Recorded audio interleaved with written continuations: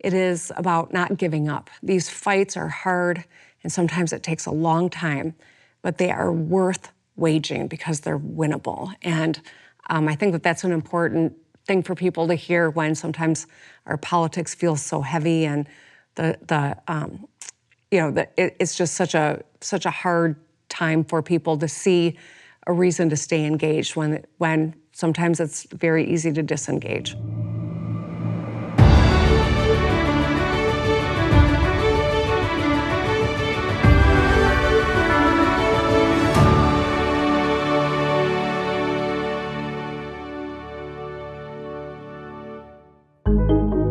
Welcome to the LBJ Presidential Library in Austin, Texas. I'm Mark Updegrove. As an author, journalist, television commentator, and CEO of the LBJ Foundation, I've had the privilege of talking to some of the biggest names and best minds of our day about our nation's rich history and the pressing issues of our times. Now we bring those conversations straight to you. Our guest is Gretchen Whitmer, who has served as the Democratic governor of Michigan since 2019. In my interview, which took place in 2024, the governor discussed her book, True Gretch, in which she relates the triumphs and trials of her political career and what she's learned about life and leadership along the way. Governor Whitmer, welcome. Thank you. We are delighted to have you here. I want to talk to you about your coming into the Michigan governorship. You earned the position in 2018 under a platform of Fix the Damn Roads, which was your campaign slogan. Now, we're used to hearing things like Morning in America and Yes, We Can. We've not heard a slogan quite like Fix the Damn Roads. How did that come about? So, it's so funny because so many people have said that was brilliant. It was so, how did you come up with it? And it's a great question because I didn't really come up with it. I knew that after the 2016 election, it was going to be really important that I got into all 83 counties in Michigan. And I know I'm here in Texas, it's a big state. Michigan's a physically large state as well. When you are in the western end of the Upper Peninsula, you are as close to the state capital as our state capital is to Washington, D.C. So it's a big state, and I wanted to spend the time getting around and asking people, if I'm fortunate enough to get elected, what could I do that'll make your life better? And over again, whether I was in the Upper Peninsula or downtown Detroit or anywhere else, people said, fix the damn roads. And that's what I heard, and I started repeating that because everyone felt like that. I think it's a daily reminder when government's not getting the job done, you see it in your commute. But it was really a conversation that I had in Flint, or with a woman from Flint, Michigan. I happened to be at the Detroit Children's Hospital. And it's always awkward as a politician to go into places that you're not really invited and try to engage people. And obviously, this is a place where parents have got serious concerns about their children's health. And I happened upon a woman, and she was willing to chat. And I just said, if I'm fortunate enough to get elected, what could I do that'll make your life better? And she looked me in the eye and she said, fix the damn roads. And I did not expect that answer in that scene. I thought we would talk about healthcare or childcare or education. And so I asked a follow-up question. I said, tell me more. Why is that the top issue? And she explained in her drive from Flint, where her other two boys are, to her son who's in the hospital in Detroit. She was traversing that every single day and had recently hit a pothole that completely destroyed the rim on her wheel. And it sidelined her for a whole day. It took hundreds of dollars out of her budget that could have gone for rent or childcare. And she, most importantly, missed that time with her son in the hospital. And so for me, it was kind of that moment that when the fundamentals aren't working, it's the people that are on the margins who really pay the dearest price. And so Fix the Damn Roads is, yes, it's about roads and infrastructure, but it's also about just helping the average person get ahead. You came to national, in some ways international prominence in 2013 when you made a very impassioned speech, an impromptu speech, on the floor of the Michigan State Senate. Can you talk about that speech and how it came about, Governor? Absolutely. So at that point in my career, I was the Senate Democratic leader. It sounds very impressive until you find out I was the leader of 12 in a body of 38. And we were so outnumbered, and I was, to put a little more context, I was one of 4 women in the Senate total. There were more men named John in the Senate than there were women at the time. And yet we were being confronted with an effort to make it harder for women to access reproductive health care in Michigan. There's this mechanism in Michigan where you can collect signatures and go around a governor's veto and just have a simple majority vote in both chambers of the legislature, and that's what they were doing. And so I knew I couldn't stop it, but I also knew that they weren't holding any hearings. They didn't have any committee meetings on the legislation because they just wanted to jam it through, and they knew it wasn't popular. And so women didn't have an opportunity to weigh in. Doctors didn't have an opportunity to weigh in. And I thought, I'm going to tell my story that I'd never shared publicly to personalize this issue and to put a face to all the people that were going to be impacted by this cruel legislation. I had actually tried to talk one of my colleagues, a male, who he and his wife had desperately wanted kids. They'd gone through IVF. She'd had a failed pregnancy, but it didn't complete, the miscarriage didn't complete, and they had to go to the hospital for what we tend to call a DNC, but it's an abortion. And I'd asked him to tell the story, and it was too hard for him to talk about it. And it hit me, how can I ask him to tell something so personal when I too have a story? I'd been sexually assaulted when I was in college, and had I been impregnated, if this law had been in effect, I wouldn't have been able to have coverage for abortion care, just like he and his wife wouldn't have either. It would have been tens of thousands of dollars out of their pocket for something basic that they desperately needed. And so I shared the story for the first time publicly that I was sexually assaulted. It didn't make a single difference in the vote that day, and it was really disheartening, depressing, to be honest. And then I realized, oh gosh, I better call my dad, because I had never told him that story, and I knew it would be in the news. But the next morning, on my way to work, my staff called, and I was feeling really, really depressed about the whole situation. I bared my soul. It didn't make an ounce of difference.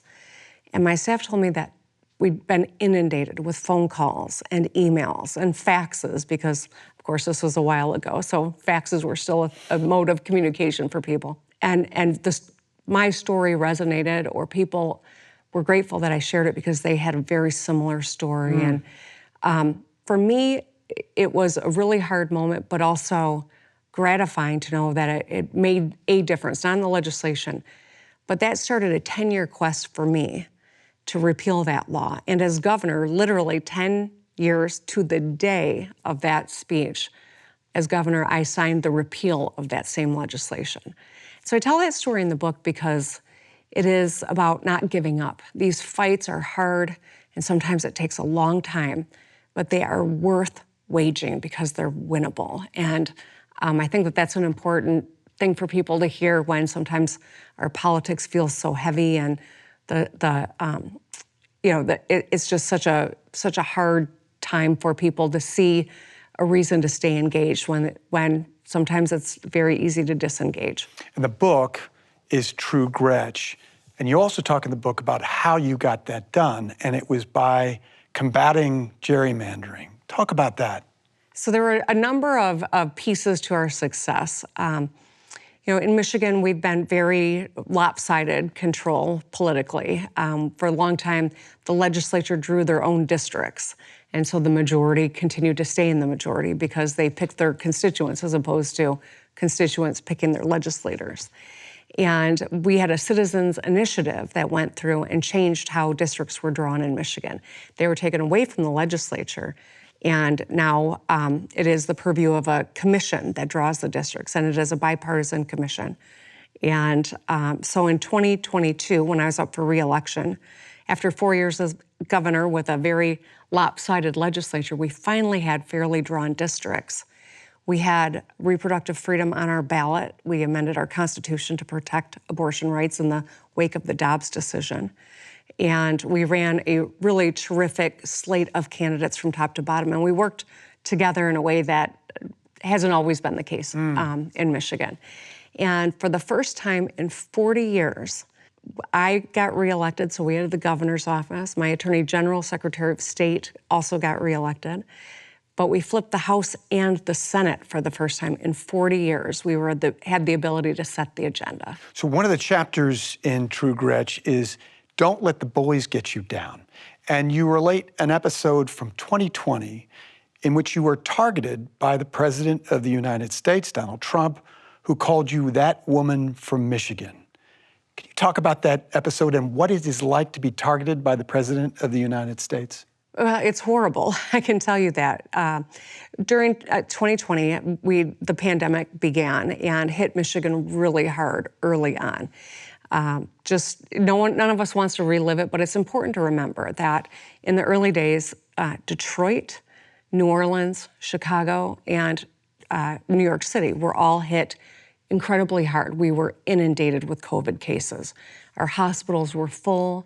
Our doctors and nurses were reusing masks and gloves just to keep themselves safe as they were treating patients.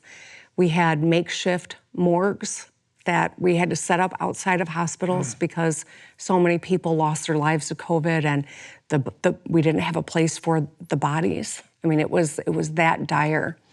And I was on a call with the nation's governors and the president. Bipartisan group of governors, all of us were on it. And we were begging for masks and gloves. We didn't even realize, the extent and impact of how COVID was spread. But we needed these fundamentals for our healthcare providers. And I remember the president saying to us, "I'm not the nation's shipping clerk. You got to go find these things on your own." And I just remember, just being shocked by that, but also really scared because I knew we needed this desperately. I knew what was happening in our hospitals. And so I started going on national television. The national media knew Detroit was really hot and they wanted to know what was going on. But I also look at it as an opportunity to ask for help. And I had, in one of the interviews, made the observation that there was not a national strategy. And so it was on us to find these implements. Well, the former president took that personally and was really angry about that critique. It was a fair critique. It was an accurate critique, but he didn't like it. He took it personally. And so in a press conference, shortly after, he was with his vice president, Mike Pence, and he was talking to the media and said, if they don't treat you right, I say don't call them back. And he said, "Mike, don't call that woman from Michigan." And when that happened, I can tell you my stomach dropped because not that it hurt my feelings, I didn't care about that, but I was worried that they would withhold things that I was asking for that they could provide, the expertise, the, help with our National Guard just in terms of trying to, manage COVID. And that was what I was most nervous about. He couldn't in the end of the day, but I went on, the Daily Show, and Trevor Noah asked me to come on, and so I went on, and people had been sending me things that said that woman from Michigan. It became kind of this call to, action, and people, this great support started coming out of our Etsy community. People were making that woman from Michigan coffee mugs and bumper stickers and T-shirts. And so when I was on the Trevor Noah interview, I wore a T-shirt under my blazer that said that woman from Michigan, because I thought, I've learned over the years, if you're going to disarm a bully, you take their weapon and you make it your shield. And so that woman from Michigan has become like a community in Michigan of people who support one another, who are, were in the trenches during the pandemic. And so what was intended to hurt me actually was something that I'm really proud to be that woman from Michigan. I think every woman from Michigan understands that that's not an insult. That's a badge of honor. You stood it on its head. I did, and got a little laugh at it as well, in which I think bullies hate to be laughed at. So I think that that's another lesson. If you can try to find some light in really dark times, it can be powerful. That same year, 2020, in the first months of the pandemic, you were the target of a conspiracy to kidnap and murder you. Talk about that experience, Governor. What did that feel like? What were you thinking when it was revealed to you that this plot was being undertaken by a group of men who would do you and your family harm? Well, it's one of the scariest things, I think, in today's politics, that there are people with platforms who are willing to use them to stoke hate and violence against people that they just politically don't agree with. I think it's a real danger to our democracy. During the pandemic, I had a Republican legislature, overwhelmingly Republican. It was before we fixed gerrymandering in Michigan. And they worked pretty well with me until the former president singled me out. And then everything changed on the ground in Michigan. My legislature started rejecting my orders, tried to sue me to take away my powers, held events and shared stages with some of the people ultimately that were found guilty of plotting to kidnap and to kill me. We had demonstrations at our state capitol that looked a lot like January 6th, but 9 months beforehand, showing up with guns at our capitol and on the front lawn of the residence. The state police, who does my security and does security, individual states for their governors, the head of my detail sat down with me and shared with me that there was this plot, that there were a dozen or so men in Michigan who identified as militia people. I think it's better to call people domestic terrorists who take up guns and threaten their fellow Americans. And that they'd been infiltrated, though. There was a person who was in it, but saw how scary it was getting and went to the FBI and was an informant. So he said, this is going on, but you're safe because we have someone infiltrating.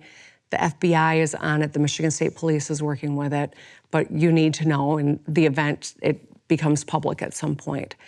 And it was a shock. I remember just thinking, how can people threaten to take my life away when I'm taking these important actions that other governors are as well to try to save lives in Michigan? And so it was really hard. And with the people demonstrating on the lawn, on the front lawn, we have a gate, but on the other side of the gate on the lawn, people were showing up with their automatic rifles and bullhorns and screaming horrible things at the house, and my kids and husband and I all, were there to hear it and be witness to it. And so it was really disturbing and scary time. I didn't personally feel frightened because I knew the state police were on it, but I'm always, even to this day, thinking about all the people around me who, if someone feels emboldened and feeling hateful and inspired to act on that, everyone around me could be in jeopardy. And that's, I think, the scariest thing from my personal perspective. One of the messages in your book, Governors, is to extend grace, particularly to your opponents. There's one chapter that's called Don't Take It Personally. You write that Whitmers have short memories and thick skins. How do you not take an incident like that personally? Well, I've always, been raised to try to understand what's happening. I talk in the book about my grandma Nino, who said even the meanest person might have pretty eyes. Try to find something good in any situation. Not that there's a whole lot of good to take from this particular situation, but I would love to understand what happened there, what was going on with these particular, domestic terrorists that compelled them to feel like this was a logical action to take. And we've got 330 million people in this country. There were 14 who decided to take up arms and to threaten to kidnap and kill a governor. They were the ones that, were targeting me. I'd like to understand what was going on. I'd love to sit down with one of the men who ended up cooperating with the prosecution and showed remorse for their actions.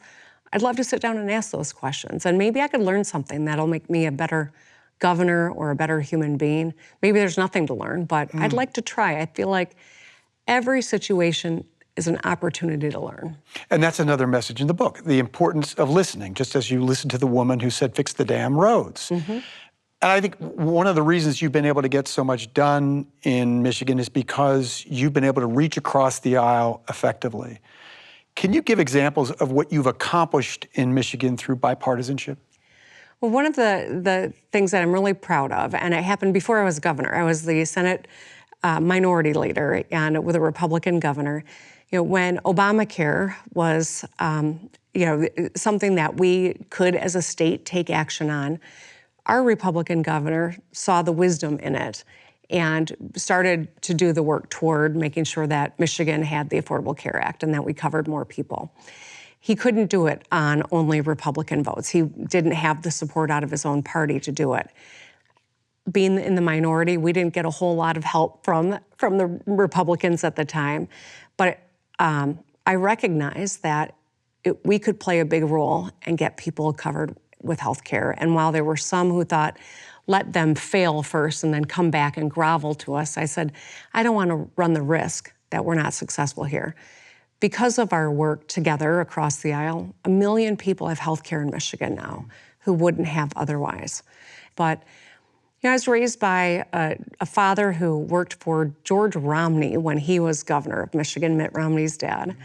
My mother worked for a long-term Democratic attorney general. And so I came from this kind of bipartisan house. We agreed on a lot more than we disagreed on, and it never was personal. And so that's how I was raised, and that's why even when it's tough and ugly, I still hold quadrant meetings, meaning I bring the leaders of the Republicans and the Democrats from both chambers of my legislature in for regular meetings.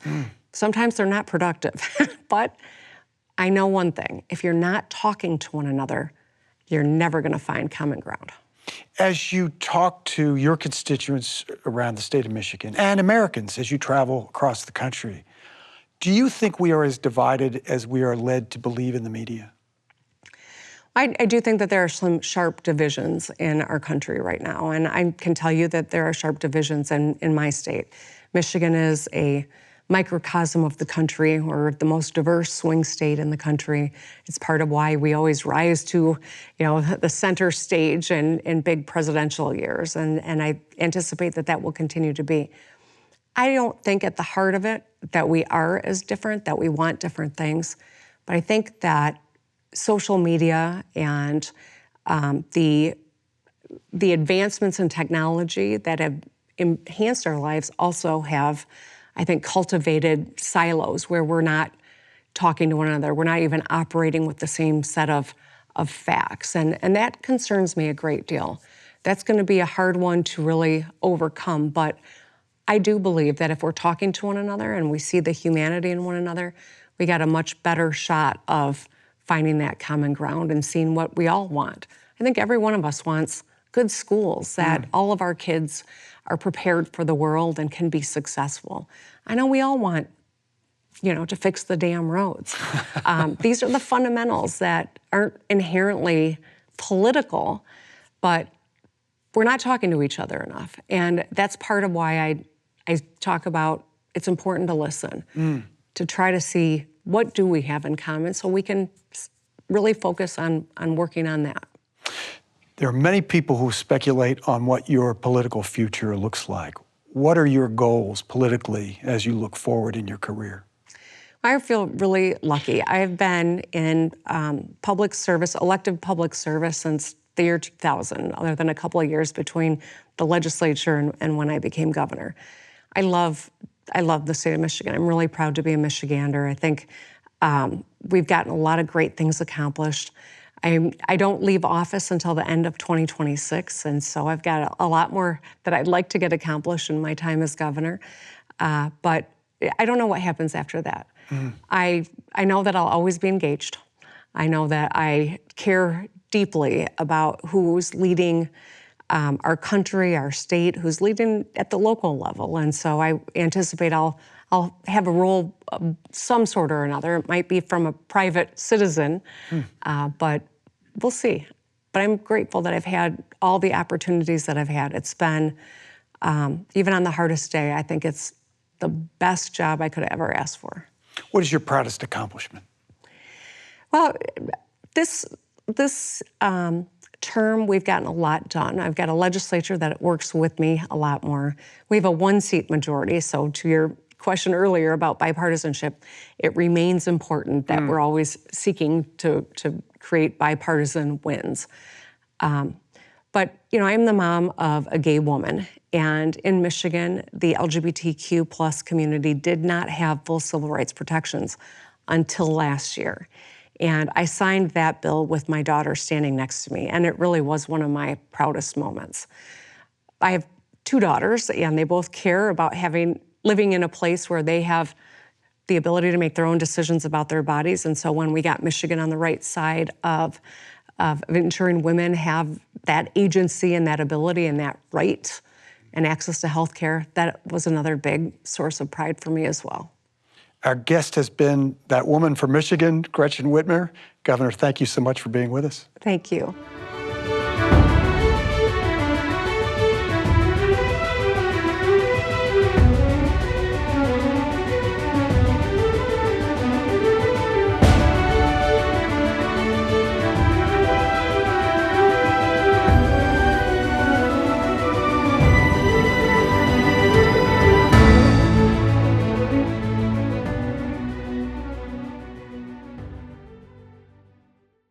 This program was funded by the following: Laura and John Beckworth, BP America, Joe Latimer and Joni Hartgraves, and also by A